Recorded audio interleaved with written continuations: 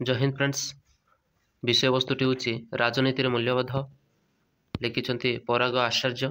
आलोचना करबा विषय वस्तुटी 2020 मसीह विश्व प्रसिद्ध जर्नल ऑफ पब्लिक इकोनॉमिक्स रे vote buying and politician accountability भा नोट बदल भोट राजनेता उत्तर दायित्व शीर्षक एक अनुध्यान प्रकाशित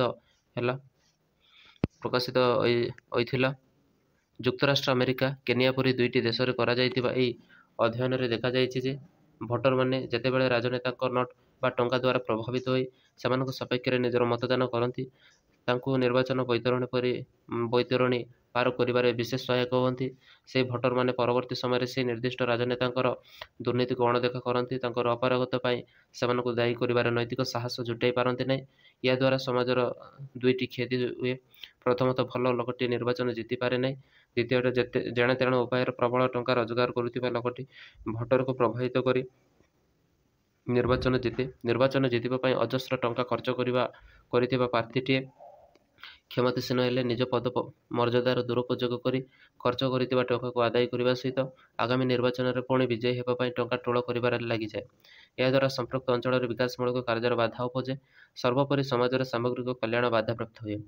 ओडिशार स्वनामधन्य लेखक स्वर्गत सुरेन्द्र महांती एक शेष स्तंभ लिखिते निर्वाचन मनुष्य मानकर विचित्र अरण्यर ख्याली मनर मृगया। ए मृगया जितिबा हारिबा गौण मुख्य हेउछि उत्तेजना। निर्वाचन बेलर उत्तेजना हेउछि जंगलर अग्नि सदृश। सेतेबेले अग्नि देखिनी कौनसी क्षयक्षति बा हान केवल लिभिबा आगुरी प्रबल बेगर माड़ी जिबा ही सेमिति तार प्रवृत्ति। ठीक सेहीपरि उत्तेजनार वशवर्ती हुए निर्वाचन लड़ुवा प्रार्थीटीए। टंका उत्तेजन उत्प्रेरक हिसाब से काम करे। एसबूर अंत केबे? योग्य प्रार्थीटीए कौन केवल पाखरे अर्थ नाई बोली निर्वाचन प्रतिद्वंदिता करी नेता बनी पारिबनी। ए प्रसंग घटना उल्लेख करुचे। भारतर अन्यतम प्रसिद्ध लेखक स्वर्गत खुशवंत सिंहकर अब्सोल्यूट खुशवंत नामक बही जज आई रेस्पेक्ट एंड एडमायर बा जहाँ मु सम्मान दिए एवं प्रशंसा कर शीर्षक पूर्वतन प्रधानमंत्री मनमोहन सिंह संबंध में वर्णन कर निकट मनमोहन सिंह देहांत होती। खुशवंत सिंह मनमोहन उद्देश्य लिखिं 1999 मसीह मनमोहन सिंह प्रथम कर लोकसभा निर्वाचन साउथ दिल्ली आसन में लड़ुले। सेतेबेले भारत सरकार अनेक उच्च पदवी अधिष्ठित हो सारी मनमोहन पाखर किसी निर्वाचन प्रचार करने आवश्यक अर्थ नाला। अत्यंत गाड़ीटे कर निर्वाचन मंडल विभिन्न जगह को बुलवाक हेब।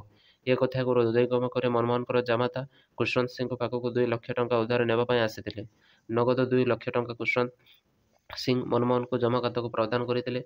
निर्वाचन सरिला पर बाहरिला मनमोहन निर्वाचन हारी जाइतिले। हाउ निर्वाचन सरिबार खूब अल्प दिन भितर निजे मनमोहन को एक पैकेट्रे से 2 लाख टंका आनी खुशवंत को दे जाइथिले। उत्तर कही ये 2 लाख टंका को से व्यवहार करें ना।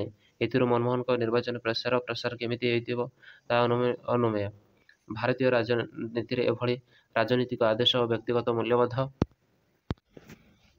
रखि व्यक्ति विरल नुहे कि से मनमोहन जी अर्थमंत्री थिबा बेले भारतीय अर्थनीति अनेक संस्कार आनी जातीय अभिवृद्धि हार एक न्यून स्तर को नेबार प्रमुख बिंदाणी साजिते। द्वारा करा अर्थनीतिक उदारी जो अनेक बहुराष्ट्रीय कंपानी भारत को आसी वाणिज्य कारबार बढ़ी जहाँ देशर अर्थनीतिक अभिवृद्धि सहायक होता। फल आज भारत मध्यवित्त श्रेणी पिलाटी वैषयिक ज्ञान हासिल कर भारतर लक्ष लक्ष टंकार रोजगार कर सक्षम होती। अवश्य एसबू कथा आज आलोचना प्रसंग नुहे। कथा होची आज राजनीति मनमोहन को एभली आउ जड़े किए राजनीति मिले कि मनमोहन सामने चेष्टा करते निज पदमर्यादा व्यवहार कर अनेक टंका टोल कर पारि थांते। से टंका को निर्वाचन प्रचार प्रसार व्यवहार कर पारि थांते किंतु ता कले नहीं। मनमोहन को समालोचना करुवा गोष्ठी तांकर ए राजनीतिक आदर्श को कौन आपणई पारे? चिंतार कारण राजनेता को नहीं नुहे से भोट देउतिबा भोटर मानक नहीं जो मानक मात्र 500 ରୁ 1000 टंका दी प्रभावित करा जाउछि। जो गरीब कटिकिया मानक भोट 500 टंका किणा जाउछि से माने 500 टंका विनिमय मिलुतिबा सामूहिक सुविधा वर्जन करुछन्ते। से माने भावन्तु निज पुओ झिओ को भविष्यत भल रास्ता और नियुक्तिर सुजोग पार्टी खोलंतु। निज अंचलर योग्य प्रार्थी को निजर प्रतिनिधि बनंतु। जदि से व्यक्ति पाखरे टंका नहीं बिना टंकार ताको निर्वाचन जितेबा लगी पड़तु तेबे जाई आमर भाग्य बदलिब। या थिला विषय वस्तुटी।